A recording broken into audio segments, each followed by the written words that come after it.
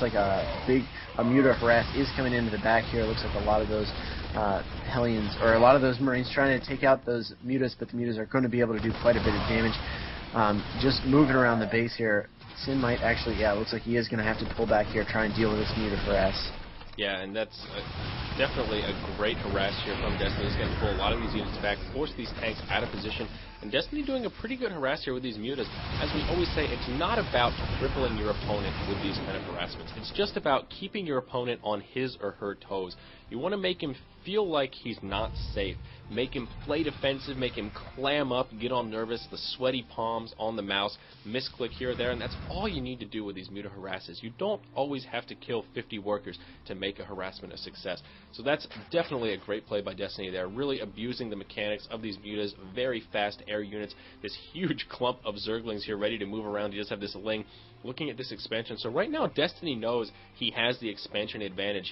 He has sight of this last expansion that isn't taken, so it knows he's up one base over his opponent, and putting this Ling here, he'll know exactly when his opponent is going to try and change that factor. Here, SiN is going to get caught way out of position, though.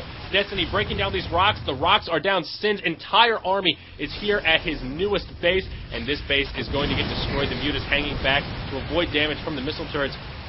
Now SiN is going to have to get executive. He is going to push out and try and hit Destiny's 8 o'clock base, but I'm not sure if this is going to be a very smart choice here. Destiny has absolutely nothing here, just a hatchery. His losses are going to be minimal. SiN losing so much right now. This expansion is going to burn down these Lings, just doing an uncanny amount of damage at the moment. Looking at the army values, pretty even. Destiny at a slight disadvantage, but the amount of damage he's doing right now is so significant. I'm not sure if SiN is going to be able to come back from this. Losing this expansion was huge, and now losing all these tech structures is even bigger. We see that factory going down, losing add-ons. There is a tank down here shooting up the hill, but these Mutas are just in a great position now. Now SiN is being choked at his own ramp. Oh my gosh, Destiny doing a beautifully timed attack here, catching SiN just completely out of position. Yeah, great job there by Destiny, just putting so much pressure on it. Now it's going to be up to SiN. He's going to have to all in right now. He's going to have to take all of his units and go ahead and move out. If he stays back at all for very long, he actually does have a little bit of an army advantage right now. He really needs to push up and kill Destiny right now. If he doesn't, he's going to be well far behind. You see Destiny, I don't agree with this, just pushing in and suiciding quite a few of those Zerglings. Not really sure how effective that's going to be, and now SiN is going to have to be on the offense. Taking a look at the food counts, 153 for Destiny, 123 for SiN, and SiN now going to move up with these tanks, and it's going to be hard for him because tanks really require time for an effective push, and SiN is very short on that right now. Yeah, and that's a great thing to point out. Really, the only advantage SiN has right now is army value, and that gap is slowly closing. Looking at that harvester difference, 78 to 18. We see these tanks hitting Destiny's newest expansion. He can just move those drones over to that 8 o'clock. Once again, it is just about a third of the way finished, but still Destiny in a great economic position. The lack of harvesters for our Terran player is obviously crippling him at the moment. We do see Destiny expanding here. SiN dropping the scan, trying to get that intel. And Destiny's going to be able to just expand here once again. Just bring that drone over and drop another expansion. Whatever SiN does here, he is going to have to do it quick. Time is of the essence for our Terran player. As you pointed out, he needs to get aggressive. He needs to do as much damage as possible while he has this army value advantage.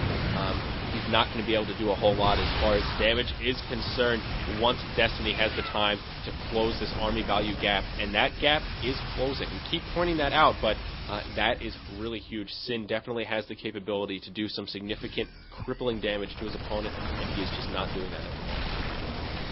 Yeah, SiN definitely needs to put on that pressure. He really doesn't have anything to produce with right now, which is why it is so significant that he moves out right now. Destiny does have that Baneling. He actually has +2/+2, so those tanks unupgraded are going to be a little bit.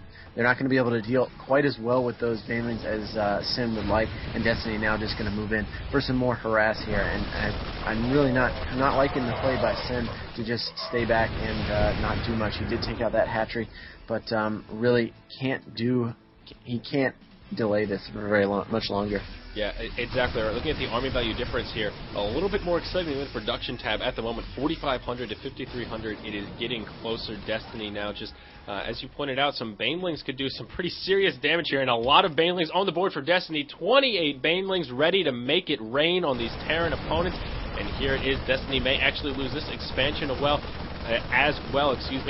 And SiN doing a pretty good job as far as spreading his units out with these siege tanks and trying to keep himself in a good position and pick off these expansions. But Destiny just has superior map control at the moment. He's every time he loses a base, he's able to just build another. Looking like he wanted to engage there. Destiny not that eager to suicide his units, though. Doesn't want to run right into those siege tanks. Can't say that I blame him. A very smart choice to not run into those sieged up tanks, to be perfectly honest.